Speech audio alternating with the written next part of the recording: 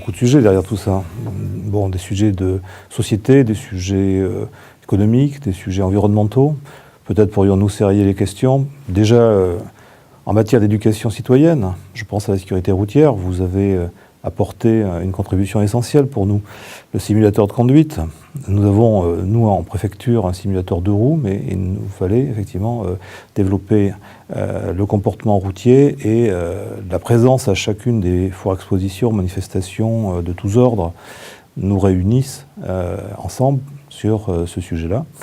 La mise en place de ce simulateur est concrète. Elle permet effectivement à tout particulier de se tester ses réflexes, son comportement au volant. C'est tout à fait précieux. La mise en place de ce simulateur de conduite a été très très pertinente au moment de la foire exposition de septembre dernier.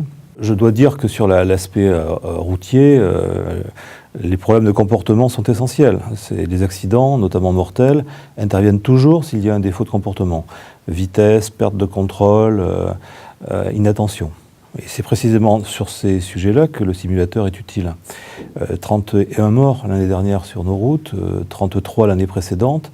Il nous faut absolument, d'année en année, décroître cette tendance à la mortalité routière, et on ne pourra le faire que par un partenariat construit ensemble sur cette question de l'éducation des particuliers à la conduite routière.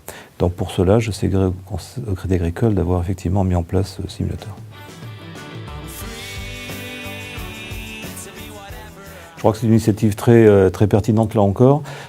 Il y a des personnes sans emploi, entre 25 et 30 ans, qui sont peut-être moins prises en compte par les dispositifs publics que sont les plus jeunes, moins de 25 ans, ou les plus âgés, qui malheureusement sont les premières victimes du chômage, les plus de 50 ans, ou les chômeurs de longue durée. Et donc l'idée qu'a eue votre directeur général de mettre en place un partenariat sur ce sujet avec Pôle emploi, avec les groupements patronaux et l'État bien sûr, est très très utile pour permettre à des personnes parfois diplômées, entre 25 et 30 ans, de retrouver un emploi avec l'accompagnement que nous leur apportons. Et le dispositif Jobéo, puisque c'est ça dont il s'agit, me paraît très prometteur et très innovant. Et je crois qu'en effet, là encore, nous avons un bel exemple de collaboration fructueuse sur un territoire par rapport à des populations, plusieurs milliers quand même de personnes qui ont besoin d'un accompagnement pour aller vers l'emploi.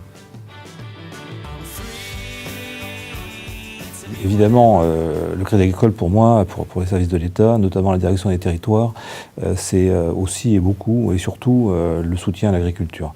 À la fois aux agriculteurs, à leur plan de modernisation, à leurs projets et puis à leurs revenus. Alors, vous savez que le gouvernement a mis en place un certain nombre de dispositifs de soutien à la trésorerie des éleveurs depuis une année, a renforcé l'été dernier et encore récemment. Là, le Crédit Agricole a un rôle essentiel, d'abord parce qu'il est dominant sur le marché financier agricole, ensuite parce qu'il participe avec le Crédit Mutuel. Vous êtes les deux principales banques concernées au tour de table régulier que l'État organise avec la Chambre d'agriculture, avec les syndicats agricoles et puis avec d'autres partenaires que sont les fournisseurs d'aliments, la MSA, qui sont également des acteurs incontournables du milieu agricole. Alors, vous avez pu aider de 500, 600 éleveurs cette année dans leur plan de redressement financier, en échelonnant les dettes, en modifiant les tableaux d'amortissement. Et je crois que vous faites là aussi une œuvre très utile sur le territoire, parce qu'effectivement, on sait que l'économie agricole est la clé de voûte de l'économie costarmoricaine. Et de ce point de vue, vous êtes un acteur dominant, donc incontournable, à nos côtés, puisque l'État seul ne peut pas faire tout. Nous apportons des soutiens financiers. La MSA apporte des moratoires sociaux, mais vous apportez des éléments financiers et une amélioration de la trésorerie de l'exploitant agricole, indispensable à son redressement.